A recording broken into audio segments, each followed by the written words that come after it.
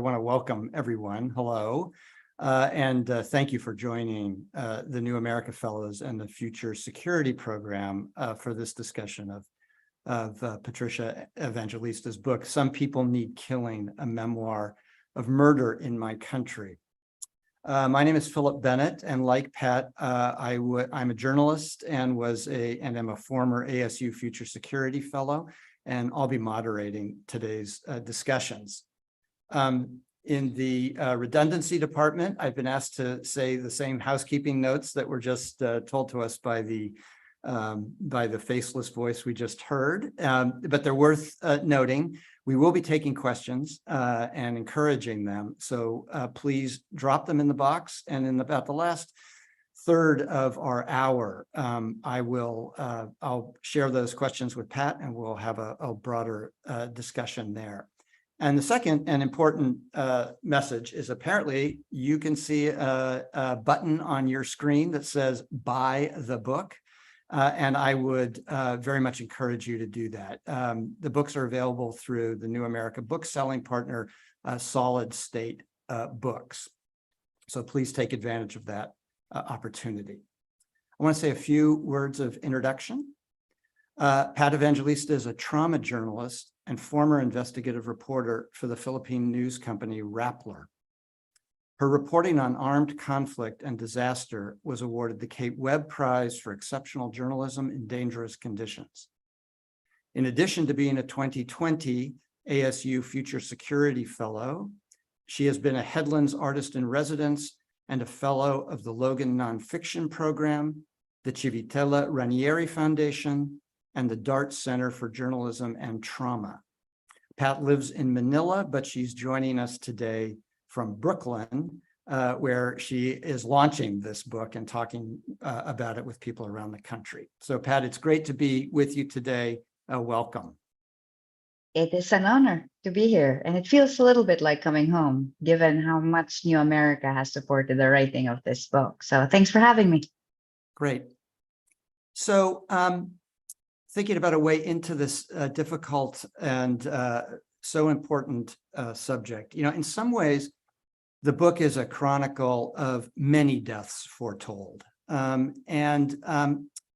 in 2016, with the rise of Rodrigo Duterte as a presidential candidate, you and some other journalists could see what was coming. In fact, you wrote in a column before the election, "The streets will run red if Duterte fulfills his promises."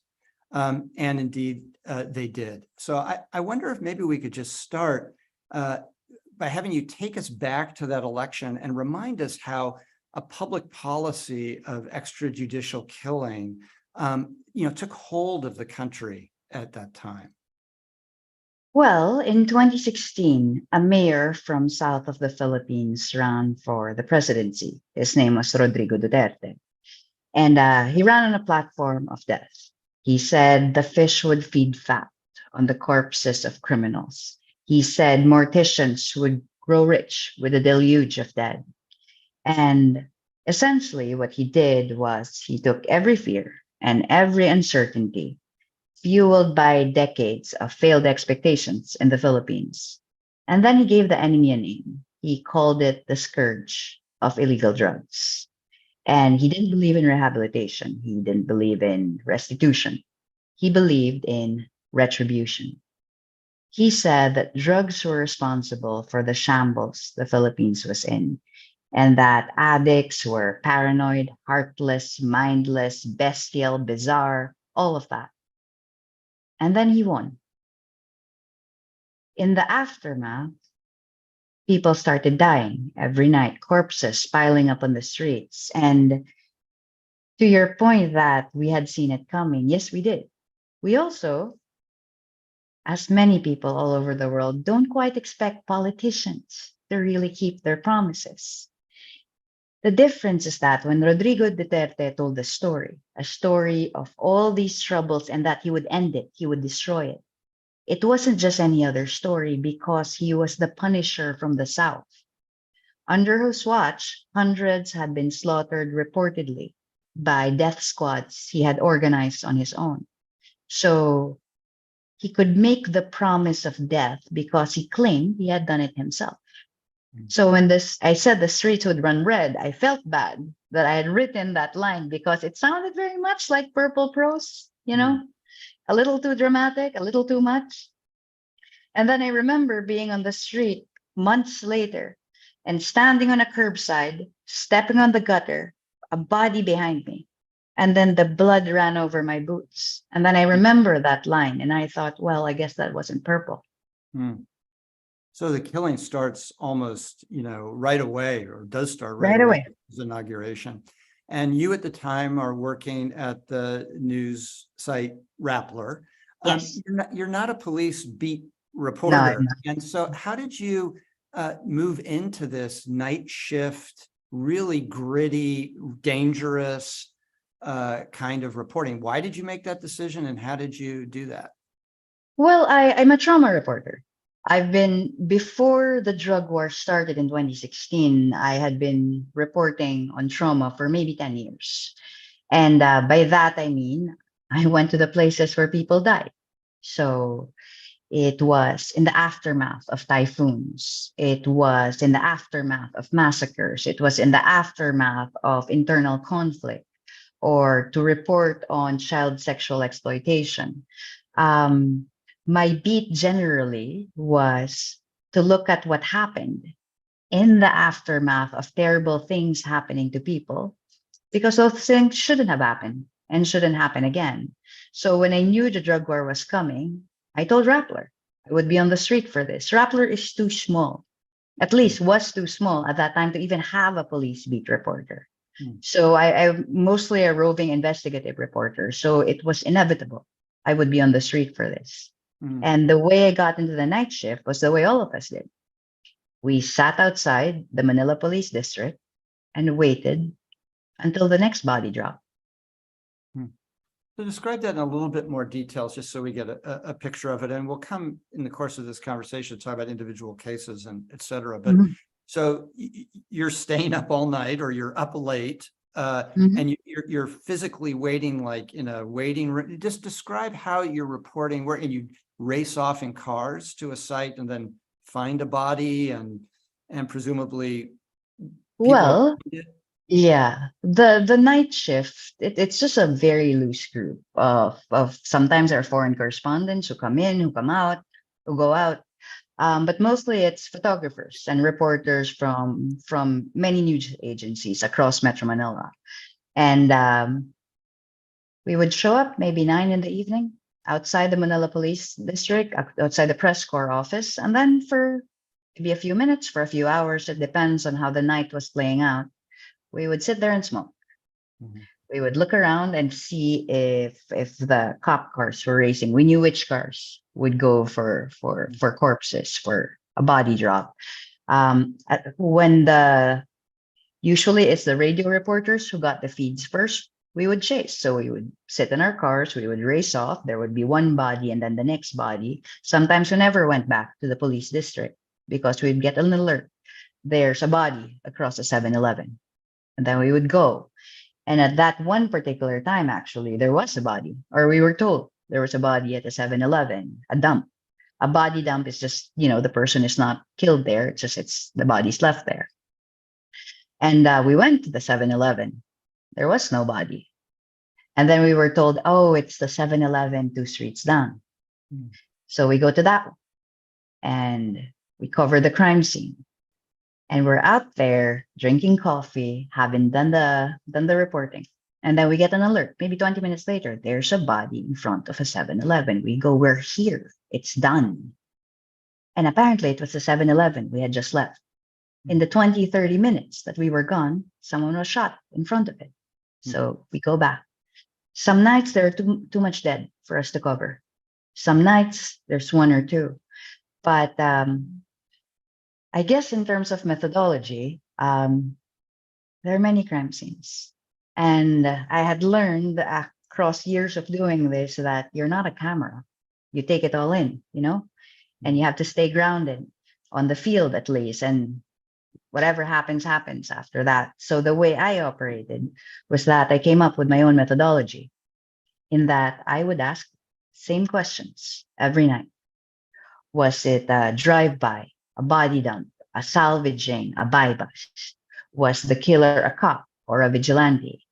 Was there a gun on the ground? Were the hands bound? Was the head wrapped in tape? Was the body stuffed into a bag? Was there a sign beside the body? It was something of a checklist that I ran through.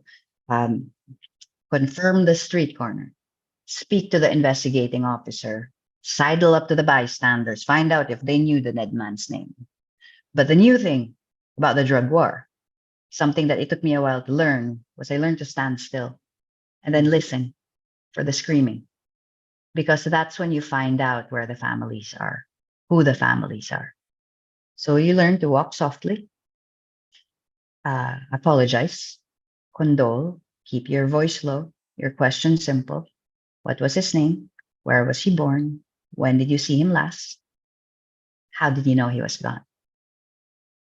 Usually, all it meant was I would say, take me to that moment. Tell me a story and tell me what happened next. And the reason that was important to me, I'm a narrative reporter. So I would have a test for it just before I went back to the car. And it didn't have to be a crime scene. It could be an interview in the aftermath. If I could close my eyes and see the room or the highway or the alley in 360 degrees, if I knew that the cop had wiped the blood off his hands on his own shirt, or if I could remember that the blood on the ground was the consistency of tomato ketchup, if I remember that the sheet of paper stuffed into the back pocket of the corpse, folded 4 times, was typed in Times New Roman, all caps, size 12, saying, I am a drug dealer, or that the killer walked away instead of ran, or that the bullet cracked through the right temple instead of the left. It's the color of the shoe, the tenor of the scream, the fact that the dead man was wearing bikini briefs when they stripped him on the street. I would run through that in my head in sequence. And if I could do that, if I knew, that meant I could go home, that I had done the job, because I would take the story home with me. Because I can't write about what I cannot see. And because it's narrative, I can't make people feel what I can't imagine.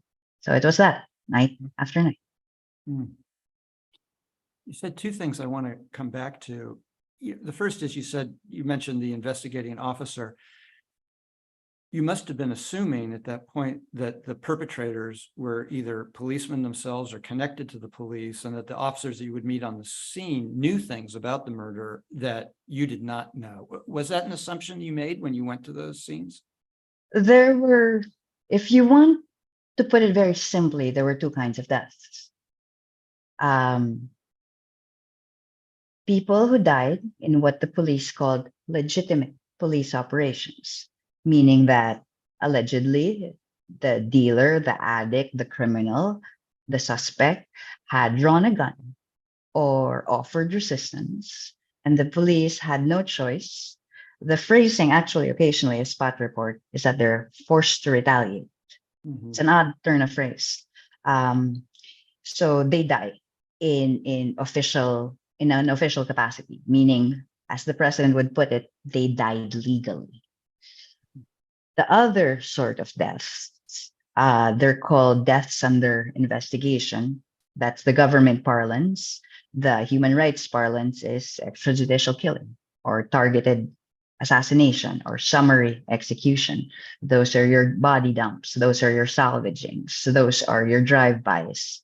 So in both cases, there's always a crime scene. And in the crime scene, you always have an investigating officer.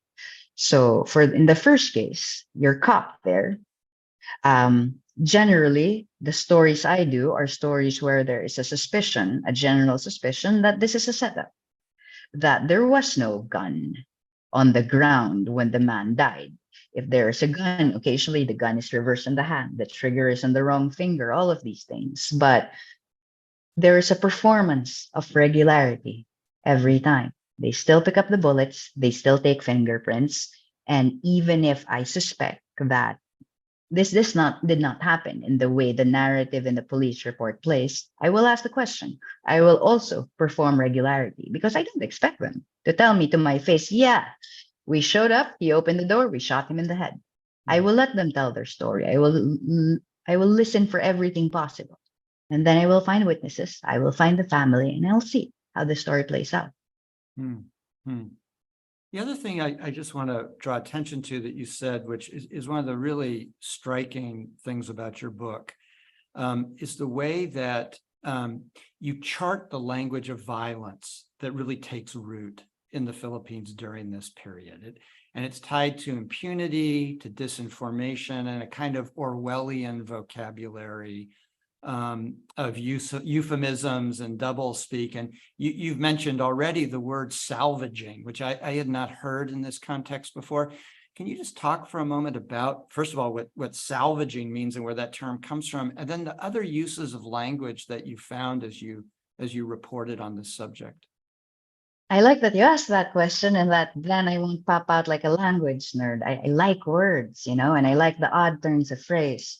And because we're Filipino and we're an American colony, our language is English. English is a first language for a lot of us, along with Filipino. But we play with the language in the way, in ways other countries don't. So there's in the 70s, during the dictatorship, the Marcos dictatorship, there was a particular word that evolved for a particular kind of death. The word is salvage. In any other country, salvage is a hopeful word. It means to rescue, regardless of whether the rescued is a ship or a soul, because it has the same root word as salvation, salvos, to save. But in the Philippines, it's a contronym. It's a Janus word, two-faced, adversarial. Salvage for us means to die in a particular kind of way. So if Rene was salvaged, Joshua was salvaged, Crisanto was salvaged, it means they're dead, and dead in a particular way. I think it was 2015 when the Oxford English Dictionary appended the draft definition. Salvage, Philippine English. To apprehend or execute a suspected criminal without trial. Now, those of us who grew up in the Philippines, we didn't know salvage meant to rescue. So it was years later for most of us, even before we learned how to spell it, we knew what it meant. And I don't know how much time we have, but would you like me to tell you a story that shows you what salvage is? Yeah. All right. So you know now my methodology and how to put together a story. So at that, I think it was late in 2016. I was on the night shift and I was standing at the high point of a bridge.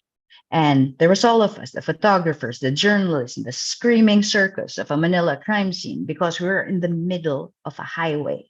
They had cut off the side with a body, but the other side was just rampaging with trucks and cars and everything. So it's loud and it's noisy. And then there's a body in the ground with a yellow crime scene tape around it. And the body, the man, was lying on his back in the shadow of the parapet wall. Now, he was a big man and he had big bare feet. And his head was wrapped in packing tape. And there was a sign beside him. It said that he was a drug dealer. So that was when I heard the screaming. It came from the bottom of the bridge, and I heard her before I saw her.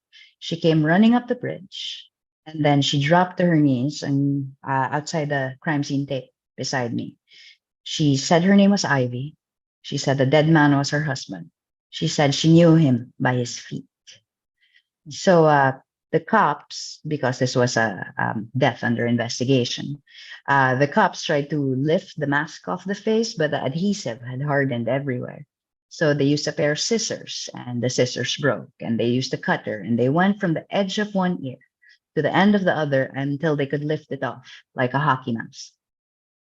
And that's when we saw that the face underneath, it was still slack and still damp. And there was a line under his chin. So Rene Desierto had been garroted, suffocated, and in the autopsy reports later, stabbed 19 times with an ice pick. So in the aftermath, Ivy lost her job. She tried to cut open her wrist twice. Occasionally, she would wrap her head in packing tape because she said she wanted to know how it felt. And in the years after, when I would visit, I would bring a bucket of chicken for her son, and we would sit across the dining table.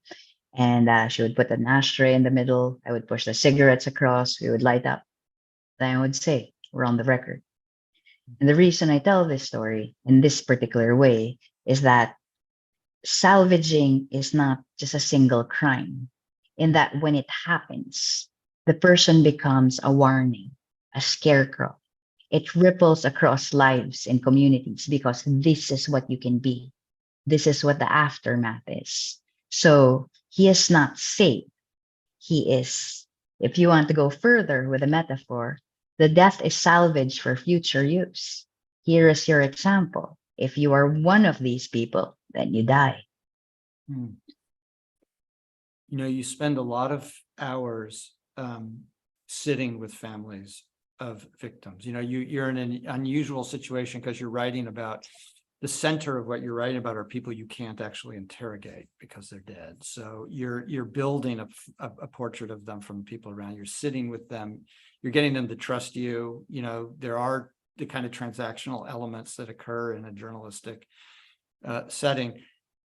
Not all of these, you know, and there's something in common with many of these families is that they're poor, they're not listened to, they are under threat themselves. So, you know, oftentimes other family members are being targeted. And yet you find people who really do push back, who try to find out or to assign some kind of impunity or get some sort of clarity about what had happened. And one of the people you write about is a family of a young man named Justin with a D, Djastin. Tell us just a little bit about that family and him and how they reacted to his death. I learned actually across, some time doing this that it was very important to speak to families who had some sense that could be a reckoning. This kind of work requires an enormous amount of consent. And I learned never to make any promises, to ask them about risks all the time. And for Justin's particular case, I went to the funeral and I went to the wake. I didn't go to the crime scene. I didn't know about it when it happened. So the story is something I built across many interviews, across 3-4 years, actually. Justin Lopez was a young man, 25 years old, one of 9 children, and he's epileptic. He was epileptic. And he was his mother's particular favorite because he needed her. He needed to be cared for differently from the other siblings. He also was occasionally a meth user, as many people are across my country, but he was a nice boy, his mother's nice boy. And one day he left, he went to the railroad tracks in the aftermath of Duterte's election. And as per witnesses, the cops came streaming in, except they were not in uniform. Again, this is the version of the witnesses. They were not in uniform. And they found Justin. They pushed him into the railway tracks, shot him, and then he seemed to have suddenly been consumed by a seizure. So he was jittering. And then the cop slapped him in the face, shot him, slapped him, shot him, kicked him, then shot him again. And that was it. On paper, it was reported in the spot report as a police operation during a legitimate encounter by a suspect who was armed. Justin's mother didn't believe this story. There were, in the beginning, witnesses who said this was not what had happened. So the mother, Normita, protested. She joined the rallies. She stood beside other mothers who also did the same thing, and she filed cases. And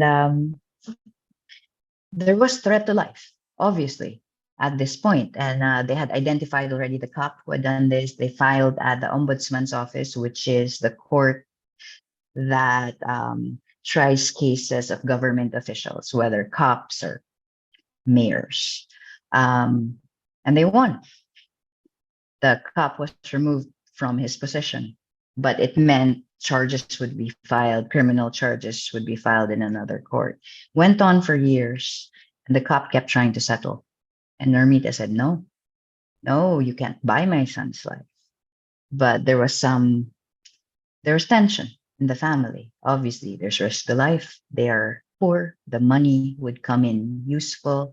So I had taken this story because it was an example of a woman, of a family who decided to fight back. Mm.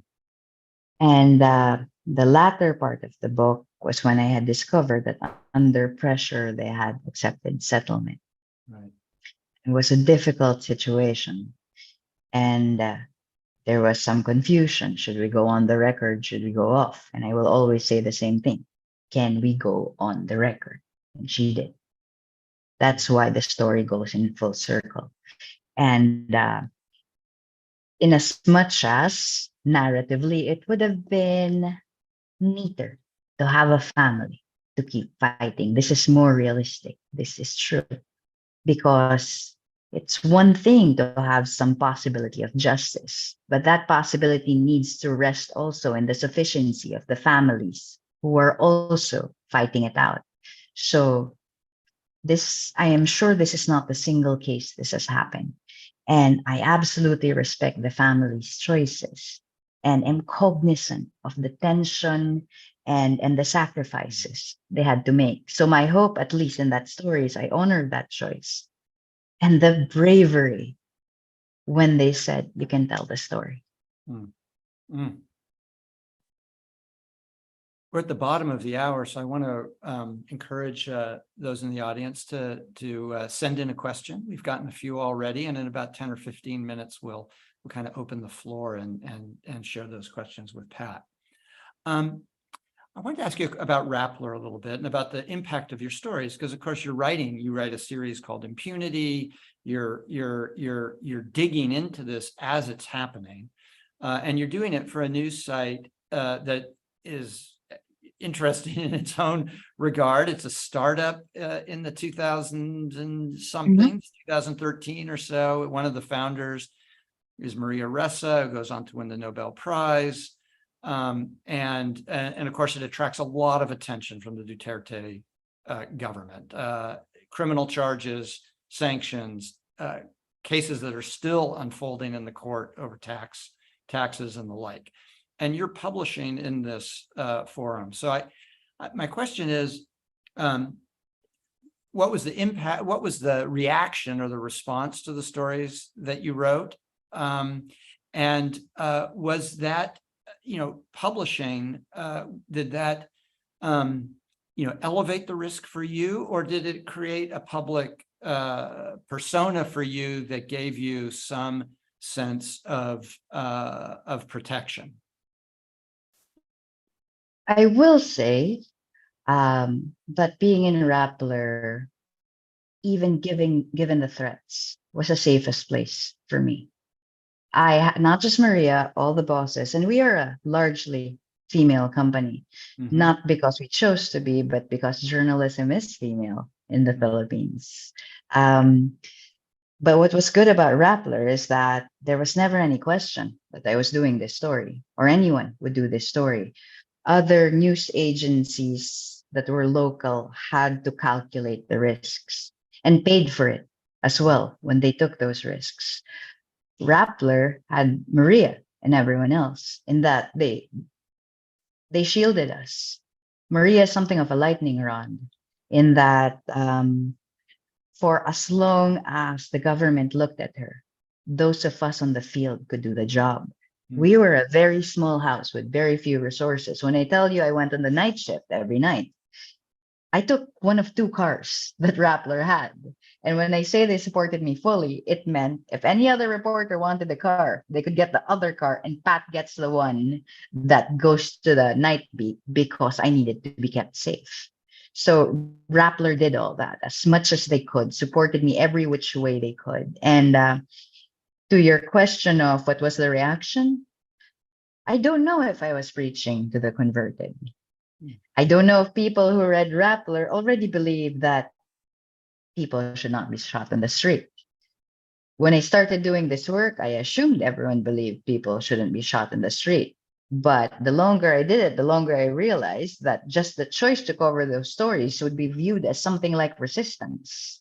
So it was good to work on Rappler. In Rappler, it was safe because we got taken care of.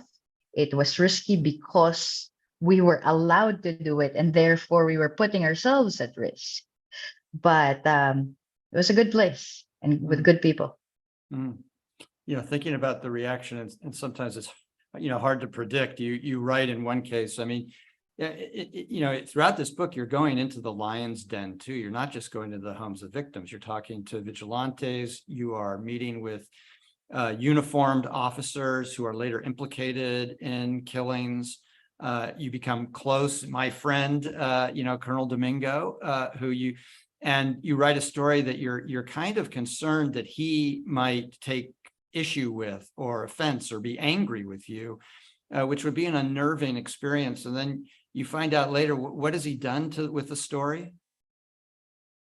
You discover later.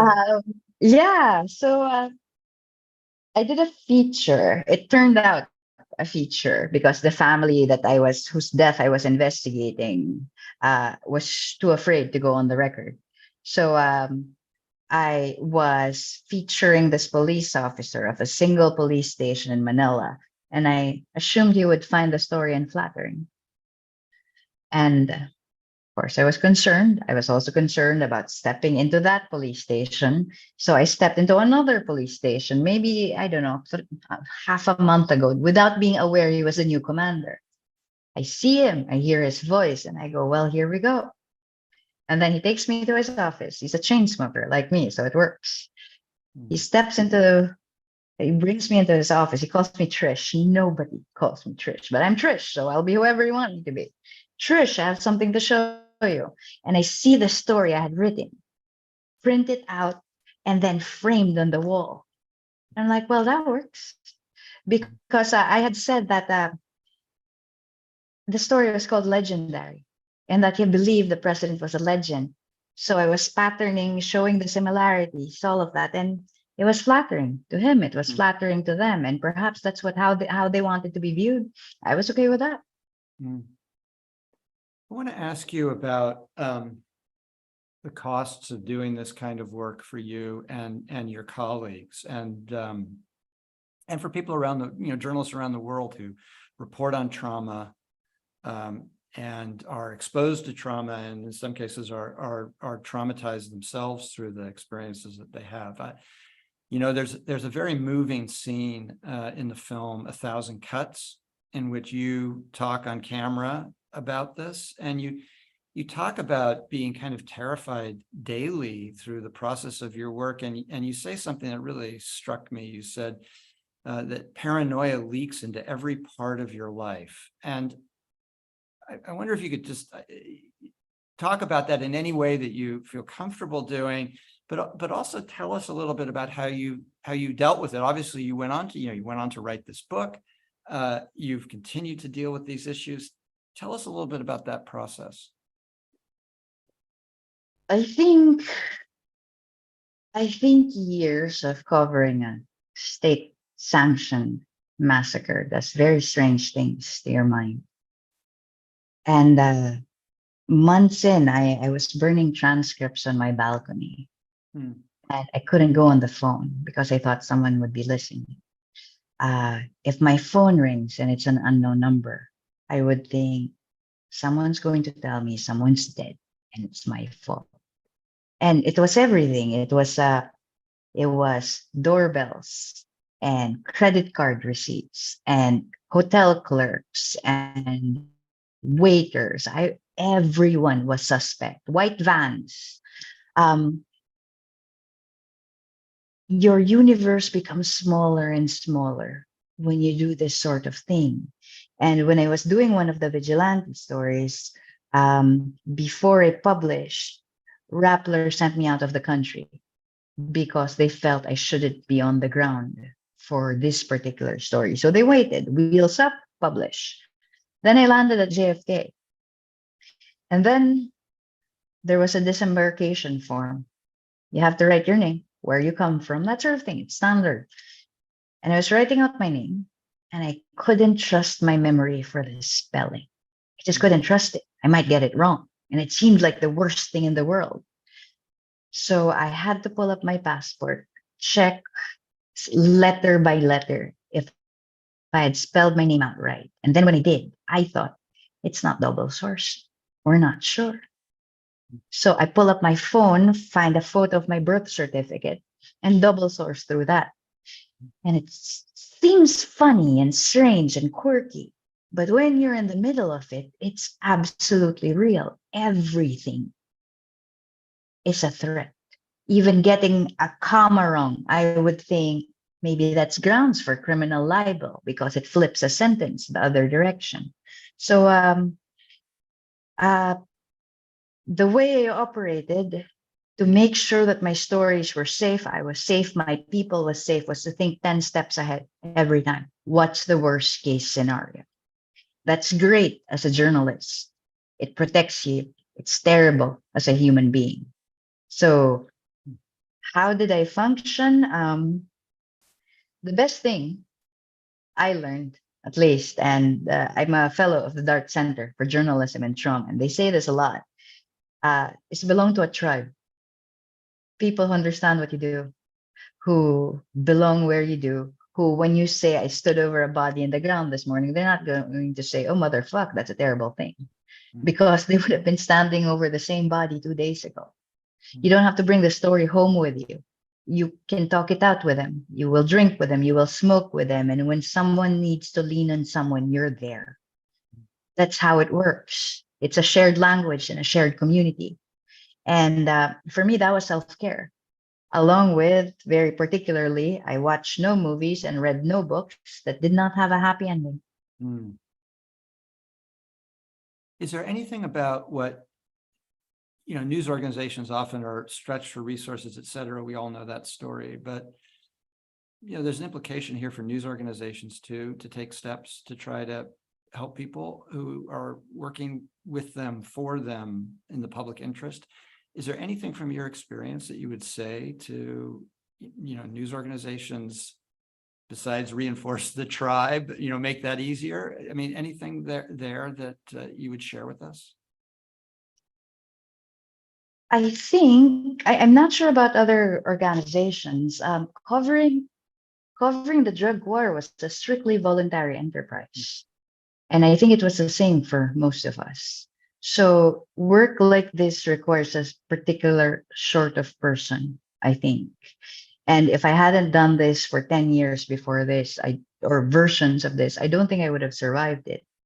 So it matters that there is consent, that it is not suddenly some young kid on the street, this is the police beat, do the job.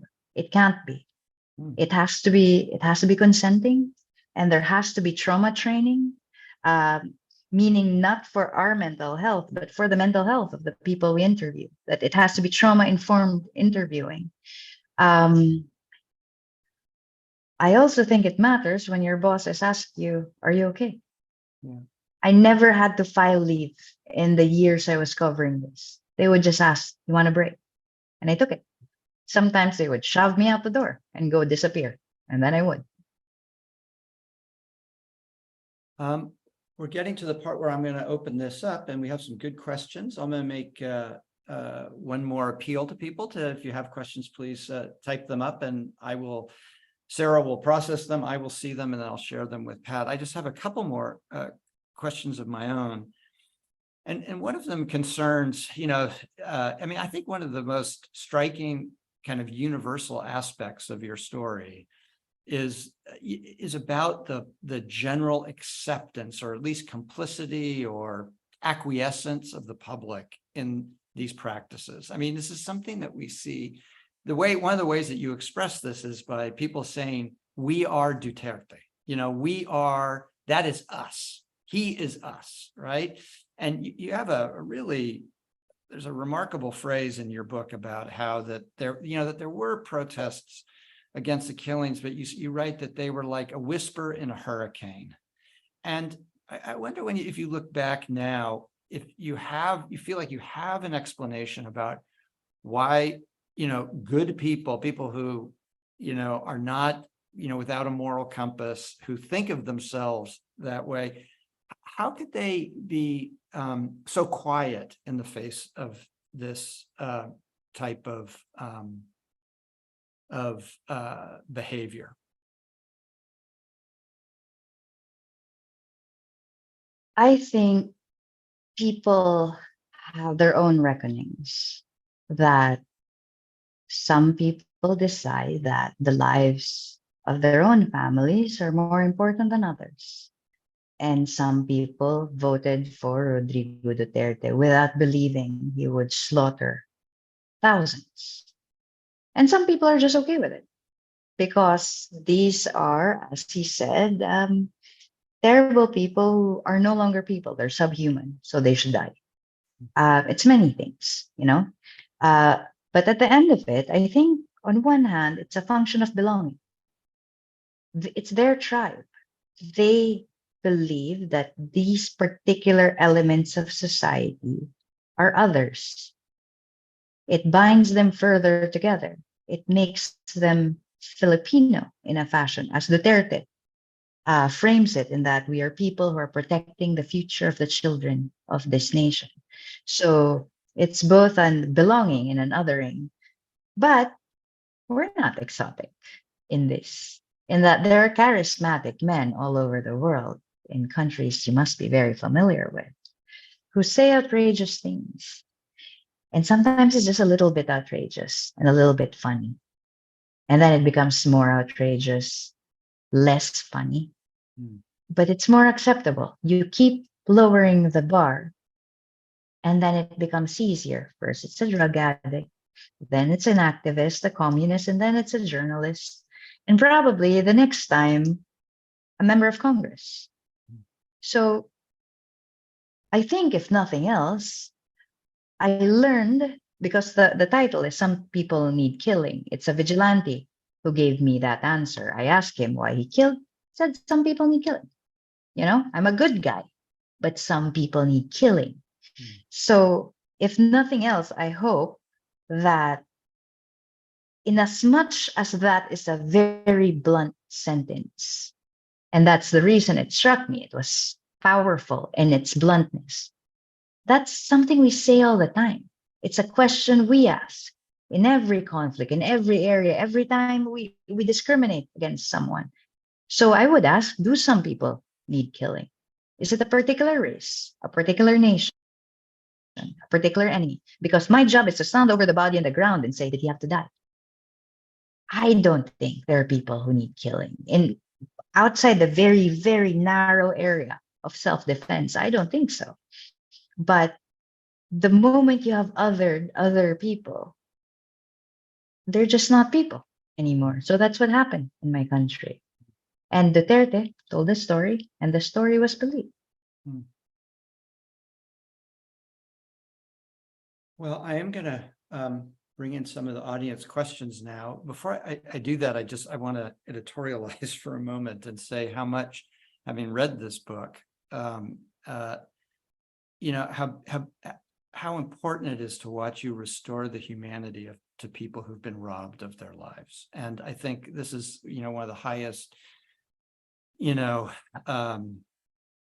callings in journalism, and you do it with such an attention to detail and such care that it's very moving. And I just wanted to say that before we're still within the hour.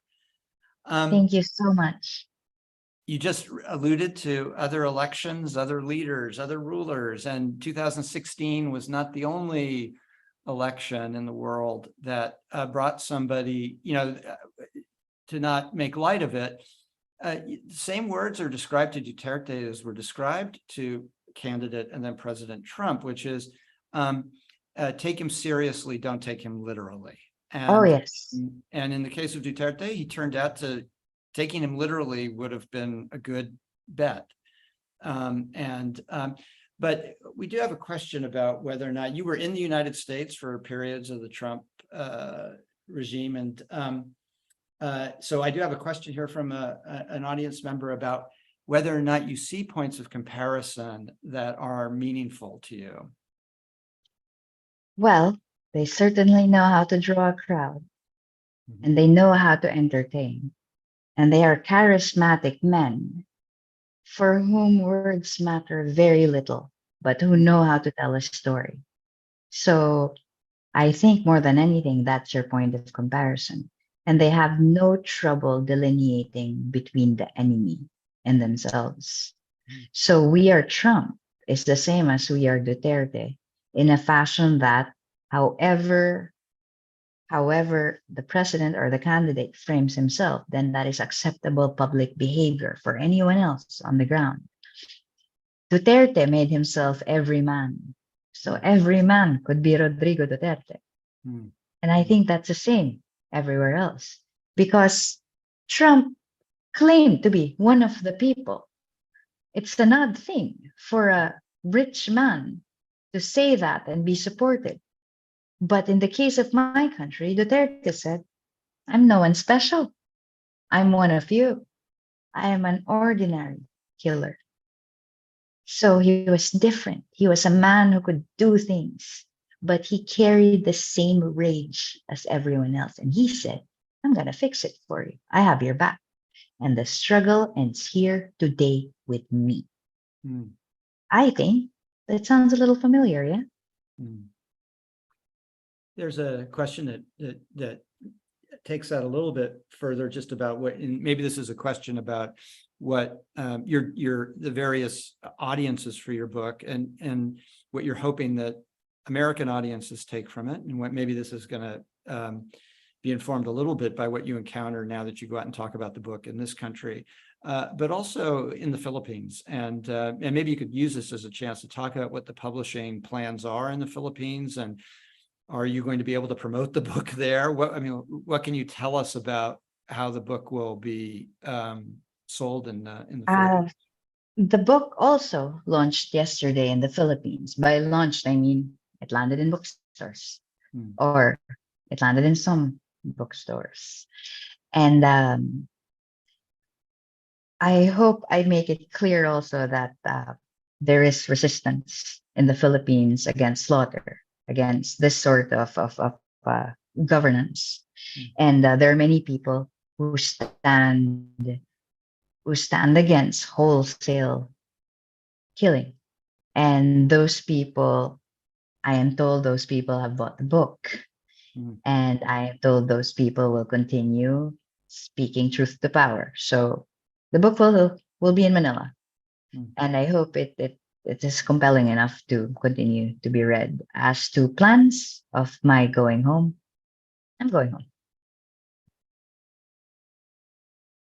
Another of our audience members asks, there are a couple of questions about the present, and maybe this is a good segue from your comments just now. You have another Ferdinand Marcos, who is president of the Philippines, and you have another Duterte, who's the vice president of the Philippines. And maybe you could help us understand what in the wake of the Duterte government, are things loosening up? Are they becoming freer for the press? Is it more possible to talk about these things than it was? How do you see what's happening there now? I think the question of whether it's better might be the wrong question. It's not a question of whether it's better. It's a question of, is it good enough? You have a pretty low bar if it's a question of, is he threatening murder? No, he's not. He's not saying it out loud. But journalists are being killed in Manila. Young boys are still being slaughtered. So just maybe a week ago, Duterte himself, the former president, threatened a member of Congress with death for questioning his daughter. So I think there is a massive need for the Philippines to reckon with both its near past and decades ago. In the aftermath of the Marcos regime, there was no real reckoning, Mm, which is why the dictator's son is now the president.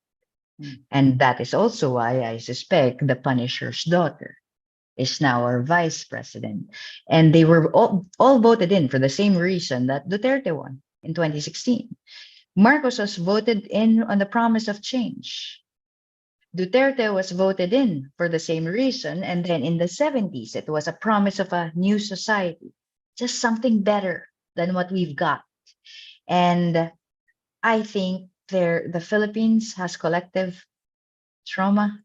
I hate mm, using the word because I think it might be misused in some fashion, but there is, in that you have generations who will grow up who are the sons of people who have been killed and the sons of people who have killed and the children who stood with us at crime scenes watching the bodies being carried out.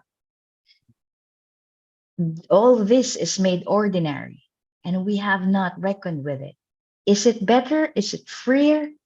I don't know. I don't think so.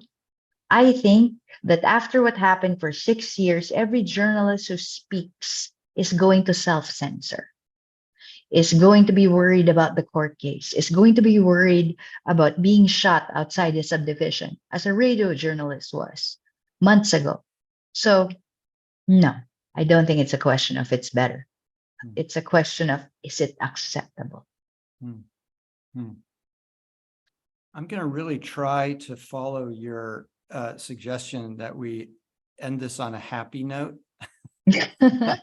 And that this movie ends happily. That may be a challenge for us, but I want it, for those who haven't read the book, and as another encouragement that they do so. I mean, I think we've looked at some of the very specific things that you were doing, but this is really this is a memoir, and it interrogates some big questions about the Philippines.